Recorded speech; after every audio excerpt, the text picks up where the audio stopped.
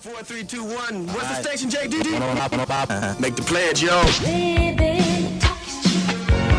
Action speaks louder than words, yeah. What's up, guys? My name is Cheddar Chez, and I bring you mediocre gameplay. And what better way to start my first day of my last quarter of college than to give you guys some gameplay commentary and my thoughts on Crysis 2. I am playing Instant Action, which is essentially free-for-all on City Hall, using the Feline with Reflex and Extended Mags. And I've only played the game for about 5 hours now, but I think I got some good insight that I can provide you guys with. So right off the bat, you can see that this is obviously a very pretty game. They did a great job in the way they allocated memory with regards to video and all that stuff. I'm yet to play the single player, but from what I've heard, that's good as well. Some things we noticed right off the bat is that the matchmaking is a bit spotty still, but matchmaking is normally spotty in any new game that just comes out, so I'm sure they'll hopefully update that and take care of it. We've just had issues where our party gets split into two, or not all of us make it in sometimes. But other than that, it hasn't been too bad. The game is connection based, just like pretty much any game that requires one user to be host and then everyone to connect to him. But I'm going off from what my friends say about Homefront and the dedicated servers, is that there's just not enough, I guess, to handle the overwhelming amount of people that do it. Now, PC servers are different in the fact that you can buy a server from a company that provides them.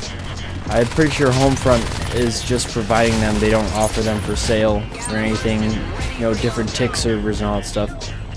But I think that'll become the new standard, hopefully. So needless to say, sometimes you get on a host where the host eats a lot of bolts, but I'll touch right here on the melee.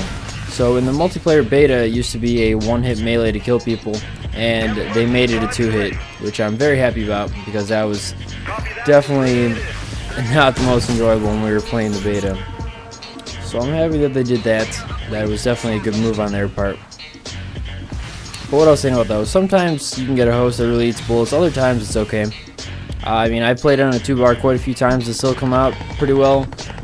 I guess it just depends on who you run into. So I've pulled hosts quite a lot, and yeah, I mean, it definitely benefits me, and especially using an SMG. I find that the Scar is just my all-around, you know, fallback gun. Things aren't going my way, take out the Scar, which is the first gun you unlock. So right off the bat, you're stuck with a good gun that's good at long range and short range. So, but I'm just trying different guns. I've been using this and the Grendel, which is like the M16, and the pistol is kind of a fail, but so is my aim, as you can see right there.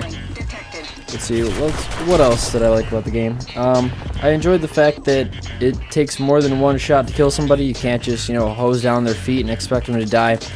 This game, you really got to focus on the upper chest or the head to kill them, and I think that's awesome.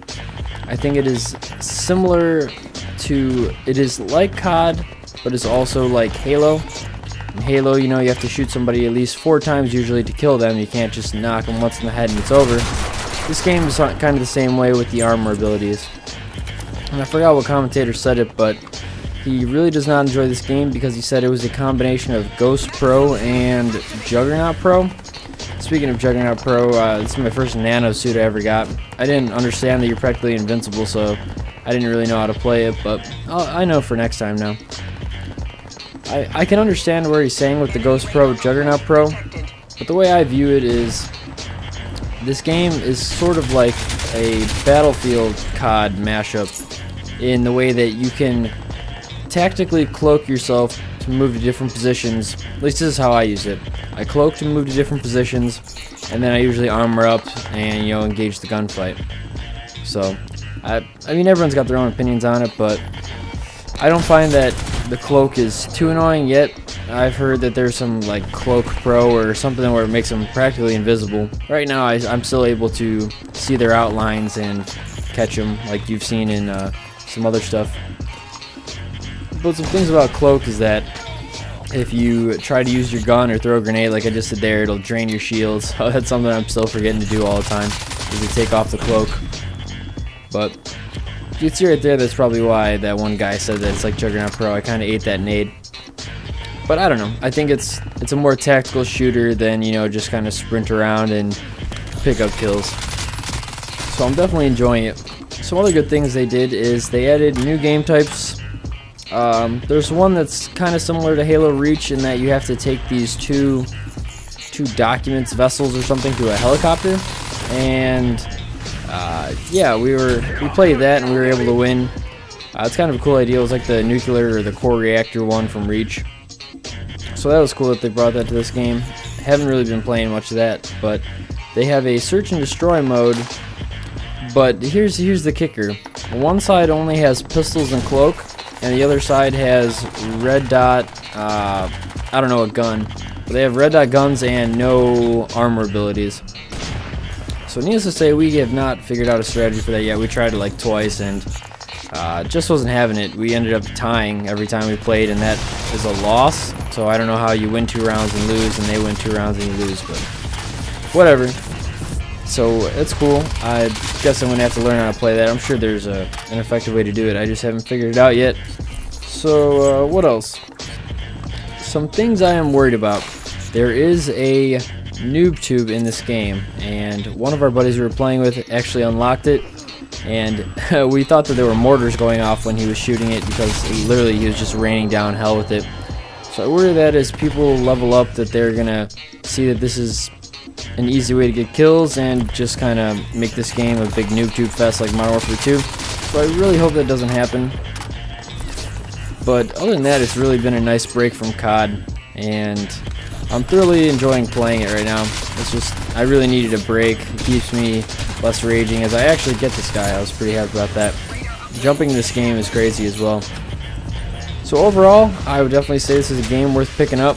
And I mean, I'm sure it's not a COD killer, that's for sure, but I'm really enjoying it. It's nice to get away. So hopefully if they improve matchmaking and, you know, the party stuff, the game will continue to get better. But other than that, I'm definitely enjoying it. I just finished up the game here. I go 25-6 using the feline on City Hall. And thanks for listening, guys, and I look forward to talking to you soon.